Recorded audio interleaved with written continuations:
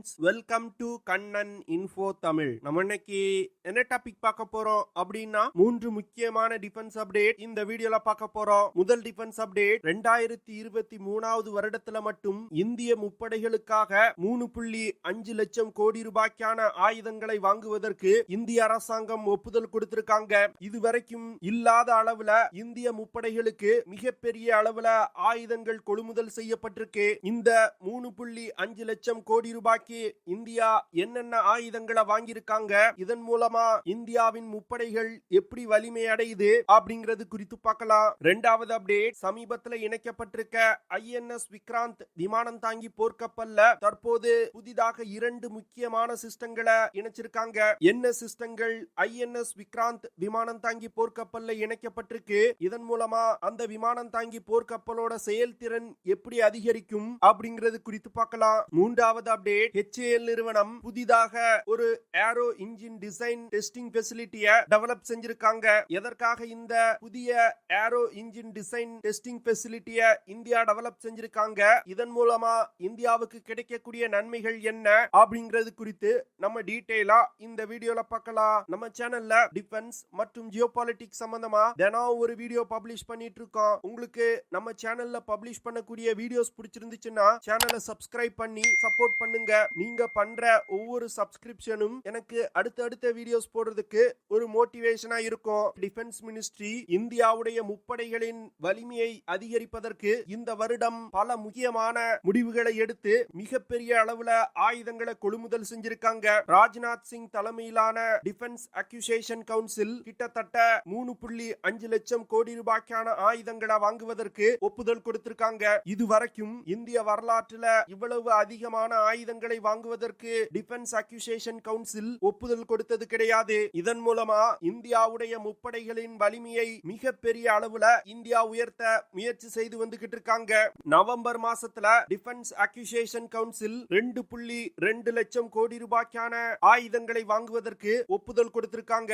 அதுல 98% இந்திய நிறுவனங்களிடமிருந்து ஆயுதங்களை வாங்குவதற்கு இந்தியா முடிவு செஞ்சிருக்காங்க.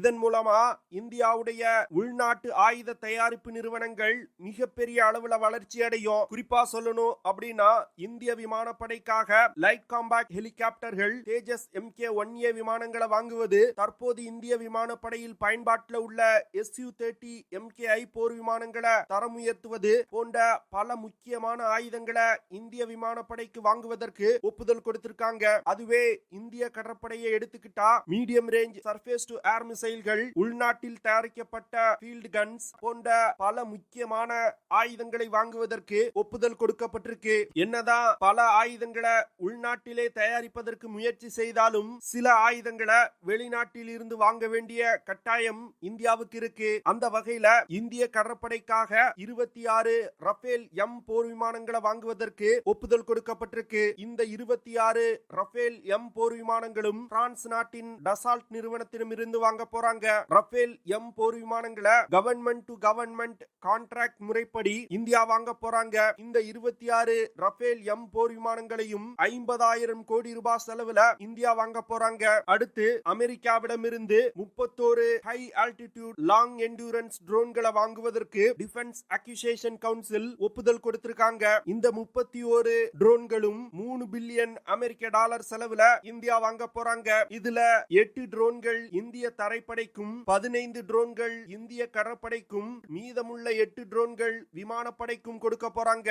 இந்த ட்ரோன்கள் உலகின் தலை சிறந்த லாங் என்டூரன்ஸ் ட்ரோன்கள். அமெரிக்கா இந்த ட்ரோன்களை பயன்படுத்தி பல ஆபரேஷன்களை கேரி அவுட் செஞ்சிருக்காங்க. சமீபத்துல ஈரானிய ராணுவ ஜெனரல் சுலைமானிய இந்தியா வாங்க உள்ள இந்த பிரெடேட்டர் ட்ரோன்களை பயன்படுத்தி தான் அமெரிக்கா தீர்த்து கட்டினாங்க. அடுத்து டிஃபென்ஸ் அக்யூசேஷன் கவுன்சில் உள்நாட்டிலே டெவலப் செய்யப்பட்டு தயாரிக்கப்பட்டு வரும் பல்வேறு ஆயுதங்களை வாங்குவதற்கும் ஒப்புதல் கொடுத்திருக்காங்க. குறிப்பா சொல்லணும் அப்படின்னா, பிரம்மோஸ் மிசைல்ஸ், சக்தி எலக்ட்ரானிக் வார்ஃபேர் சூட் சிஸ்டம், கடற்படையில பயன்படுத்தக்கூடிய யூட்டிலிட்டி ஹெலிகாப்டர்கள், சர்வேலன்ஸ் மற்றும் ரெகானசன் ஆபரேஷன்களை கேரி அவுட் செய்ய பயன்படுத்தப்படும் டோனியர் ஏர்கிராப்ட்ஸ், தரம் உயர்த்தப்பட்ட ஆகாஷ் ஏர் டிஃபென்ஸ் சிஸ்டம், இந்தியாவின் கடல் எல்லைகளை பாதுகாக்க உதவும் offshore patrol vessel, fleet support vessels போன்ற பல்வேறு விதமான ஆயுதங்களை வாங்குவதற்கு டிஃபென்ஸ் அக்யூசேஷன் கவுன்சில் ஒப்புதல் கொடுத்திருக்காங்க. இந்தியன் கோஸ்ட் கார்டோட செயல்திறனை செயல்திறனை அதிகப்படுத்துவதற்கு HAL நிறுவனத்திடமிருந்து advance light helicopter MK3 India வாங்க போறாங்க. பாரத் எலக்ட்ரிக்கல் லிமிடெட் நிறுவனத்திற்கு மட்டும் 17,170 கோடி ரூபாய்க்கான ஆர்டர்கள் இந்திய அரசாங்கத்தால் கொடுக்கப்பட்டிருக்கு. இந்த ஆர்டர்கள் மூலமா வாங்கப்படும் சிஸ்டங்களை பயன்படுத்தி இந்தியாவின் முப்படைகளோட செயல்திறனை மிகப்பெரிய அளவுல உயர்த்துவதற்கு இந்தியா திட்டமிட்டிருக்காங்க. குறிப்பா சொல்லணும் அப்படின்னா medium power radars, radar warning receivers, integrated electronic warfare system போன்ற பல அதிநவீன சிஸ்டங்களை பாரத் எலக்ட்ரிக்கல் லிமிடெட் நிறுவனத்திடமிருந்து இந்தியா வாங்க இருக்காங்க. இந்த சிஸ்டங்கள் அனைத்தும் இந்திய முப்படைகள்ல பயன்படுத்தப்படும் ரடார்களோட கேப்பபிலிட்டிய மிகப்பெரிய அளவுல உயர்த்தும். அடுத்து இந்திய முப்படைகள்ல இணையும் வீரர்களுக்கு பயிற்சி கொடுப்பதற்கு இந்தியா பல்வேறு சிஸ்டங்களை டெவலப் செய்து வந்துகிட்டு இருக்காங்க. குறிப்பா சொல்லணும் அப்படின்னா விமானிகளுக்கு பயிற்சி கொடுப்பதற்கு 70 HTT-40 பேசிக் ட்ரெய்னர் ஏர்கிராப்ட்ஸ் வாங்குவதற்கு ஒப்புதல் கொடுக்கப்பட்டிருக்கு. கடற்படை வீரர்களுக்கு பயிற்சி கொடுப்பதற்கு 3 கேடட் ட்ரெய்னிங் கப்பல்களை இந்திய கடற்படைக்கு கொடுக்க போறாங்க. இதன் மூலமா இந்திய முப்படைகள்ல இணையும் வீரர்களோட செயல்திறன் சர்வதேச தரத்திற்கு இருக்கும். அது மட்டும் இல்லாம இது போன்ற பல உள்நாட்டு சிஸ்டங்களை இந்திய முப்படைகள்ல இணைப்பதன் மூலம் இந்திய டிஃபென்ஸ் நிறுவனங்கள் மிகப்பெரிய அளவுல வளர்ச்சி அடையும். அது மட்டும் இல்லாம பலருக்கு இந்த டிஃபென்ஸ் நிறுவனங்கள் மூலமா வேலை வாய்ப்பும் கிடைக்கும். இதுவரைக்கும் கிட்டத்தட்ட 300க்கும் மேற்பட்ட டிஃபென்ஸ் நிறுவனங்களுடன் இந்திய அரசாங்கம் ஒப்பந்தங்களை கையெழுத்திட்டு இருக்காங்க. அதனால ஆயுத தயாரிப்பு மற்றும் ஏற்றுமதியில இந்தியா மிகப்பெரிய அளவுல வளர்ச்சி அடையும் அப்படின்னு டிஃபென்ஸ் எக்ஸ்பர்ட் சொல்றாங்க. அடுத்த அப்டேட், செப்டம்பர் 2022ல இந்திய கடற்படையில உள்நாட்டிலே தயாரிக்கப்பட்ட INS விக்ராந்த் அப்படிங்கிற ஒரு பிரம்மாண்ட விமானம் தாங்கி போர்க்கப்பல் கமிஷன் செய்யப்பட்டது. இந்த கப்பல் இந்திய கடற்படையில கமிஷன் செய்யப்பட்டாலும் விமானம் தாங்கி போர்க்கப்பல்ல பல்வேறு சிஸ்டங்கள் தொடர்ந்து இணைக்கப்பட்டு வருது. அந்த வகையில சமீபத்துல INS விக்ராந்த் விமானம் தாங்கி போர்க்கப்பல்ல 2 முக்கியமான சிஸ்டங்கள் இணைக்கப்பட்டிருக்கு. இந்த INS விக்ராந்த் விமானம் தாங்கி போர்க்கப்பல் கிட்டத்தட்ட 23,000 கோடி ரூபாய் செலவுல கொச்சின் ஷிப்யார்ட் லிமிடெட் நிறுவனத்தால் தயாரிக்கப்பட்டிருக்கு. இந்த விமானம் தாங்கி போர்க்கப்பல் 45,000 டன் எடை கொண்ட ஒரு பிரம்மாண்ட விமானம் தாங்கி போர்க்கப்பல். கிட்டத்தட்ட 262 மீட்டர் நீளமும் 62 மீட்டர் அகலமும் 59 மீட்டர் உயரமும் கொண்டது. இந்த போர்க்கப்பல்ல இருந்து 36 விமானங்களை இந்தியாவால இயக்க முடியும். INS விக்ராந்த் விமானம் தாங்கி போர்க்கப்பல்னால அதிகபட்சமா 56 கிலோமீட்டர் பெர் ஹார் வேகத்துல பயணிக்க முடியும். இந்த விமானம் தாங்கி போர்க்கப்பல்னால தொடர்ந்து 15,000 கிலோமீட்டர் தூரம் வரைக்கும் பயணிக்க முடியும். இந்த கப்பல்ல தற்போதைய நிலையில MiG-29K விமானங்கள் பயன்படுத்தப்பட்டு வருது. ஆனா ஃபியூச்சர்ல பிரான்சிடம் இருந்து வாங்க உள்ள ரஃபேல் M போர் விமானங்களை இந்தியா INS விக்ராந்த் விமானம் தாங்கி போர்க்கப்பல்ல பயன்படுத்துவாங்க. விமானங்கள் தவிர Kamov KA-31, AH-64 Apache helicopters, HAL Prachand, MH-60 Romeo, HAL Dhruv போன்ற பல்வேறு விதமான ஹெலிகாப்டர்களை இந்த கப்பல்ல இருந்து இயக்க முடியும். இந்த சூழ்நிலையில INS விக்ராந்த் விமானம் தாங்கி போர்க்கப்பலோட செயல்திறனை அதிகப்படுத்துவதற்கு 2 முக்கியமான சிஸ்டங்களை இந்த விமானம் தாங்கி போர்க்கப்பல்ல இணைச்சிருக்காங்க. குறிப்பா சொல்லணும் அப்படின்னா MF star multi functional surveillance track and guiding radar system இந்த கப்பல்ல இணைக்கப்பட்டிருக்கு.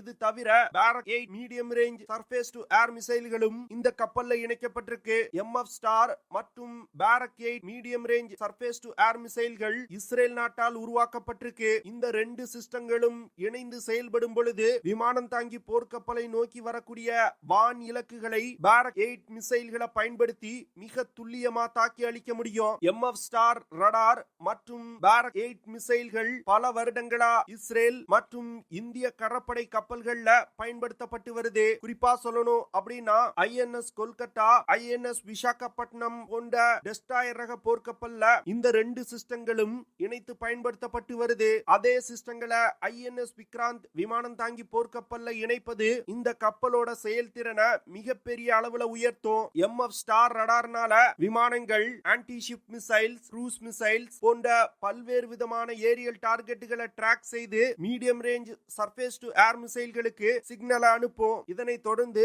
Medium range surface to air மிசைல்கள் அந்த டார்கெட்டுகளை மிக துல்லியமா தாக்கி அளிக்கும். இந்த medium range surface to air மிசைல்னால அதிகபட்சமா 80 கிலோமீட்டர் தூரத்துல உள்ள ஏரியல் டார்கெட்டுகளை மிக துல்லியமா தாக்கி அளிக்க முடியும். INS விக்ராந்த் விமானம் தாங்கி போர்க்கப்பல கடற்படையில் இணைத்ததன் மூலம் இந்தியா ஒரு விமானம் தாங்கி போர்க்கப்பல சொந்தமா டிசைன் செய்து உள்நாட்டிலே தயாரிக்கும் திறன் கொண்ட உலகின் வெகு சில நாடுகள் அடங்கிய பட்டியல்ல இந்தியா இடம்பெற்றிருக்காங்க. குறிப்பா சொல்லணும் அப்படின்னா அமெரிக்கா, UK, ரஷ்யா, சைனா மற்றும் பிரான்சுக்கு அடுத்து இந்தியா தான் சொந்தமாக ஒரு விமானம் தாங்கி போர்க்கப்பல உள்நாட்டிலே உருவாக்கி இருக்காங்க.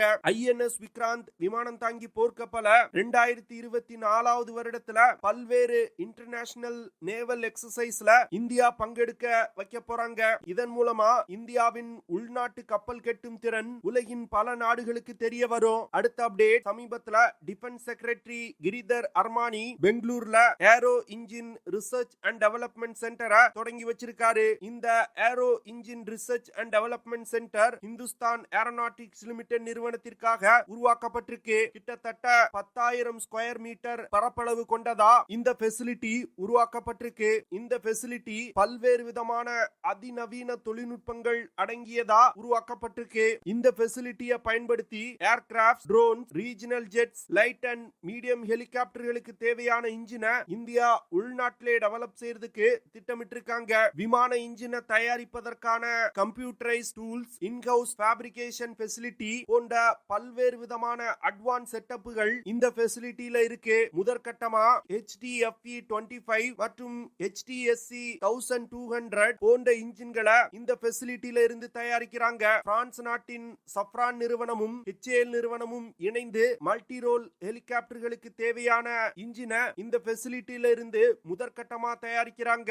இந்த ஃபெசிலிட்டியை பயன்படுத்தி விமான இன்ஜின்ல உள்ள பல்வேறு விதமான காம்பனன்ட்ஸை சோதிக்க முடியும். இந்தியா உள்நாட்டிலே டெவலப் செய்யும் லைட் காம்பாக்ட் ஏர்கிராஃப்ட் மற்றும் AMCA 5th generation fighter jet விமானத்துல பயன்படுத்த உள்ள இன்ஜின் காம்பனன்ட்ஸையும் இந்த ஃபெசிலிட்டியை பயன்படுத்தி சோதிக்க முடியும். இந்த ஃபெசிலிட்டி விமான இன்ஜினை உள்நாட்டிலே தயாரிக்கணும் அப்படிங்கிற இந்தியாவின் கனவை நனவாக்கும் அப்படின்னு டிஃபென்ஸ் செக்ரட்டரி சொல்லியிருக்காரு. அது மட்டும் இல்லாம வரும் காலத்துல இந்தியா ஹை த்ரஸ்ட் இன்ஜினை உள்நாட்டிலே டெவலப் செய்யறதுக்கும் இது போன்ற அதிநவீன ஃபெசிலிட்டிஸ் இந்தியாவுக்கு தேவை அப்படின்னு டிஃபென்ஸ் எக்ஸ்பர்ட் சொல்றாங்க. இது போன்ற ஃபெசிலிட்டிஸ் இந்தியாவிடம் இல்லாததனால தான் விமான இன்ஜின் தயாரிப்புல இந்தியா மிகவும் பின்தங்கிய நிலையில இருந்து வந்தது. ஆனா தற்போது இந்த ஃபெசிலிட்டி டெவலப் செய்யப்பட்டிருக்கிறதுனால விமான இன்ஜின்களை வரும் காலத்துல இந்தியா உள்நாட்டிலே தயாரிக்கும். ஓகே ஃப்ரெண்ட்ஸ், நம்ம வீடியோவோட நிறைவு பகுதிக்கு வந்துட்டோம். இதெல்லாம் தான் நான் உங்ககிட்ட ஷேர் பண்ணணும் அப்படின்னு நினைச்ச விஷயங்கள். ஐ ஹோப் நான் ஷேர் பண்ண விஷயங்கள் உங்களுக்கு பிடிச்சிருக்கும்னு நினைக்கிறேன். அப்படி பிடிச்சிருந்துச்சுன்னா ஷேர் பண்ணுங்க, லைக் பண்ணுங்க, கமெண்ட் பண்ணுங்க. மறக்காம நம்ம சேனலுக்கு சப்ஸ்கிரைப் பண்ணுங்க.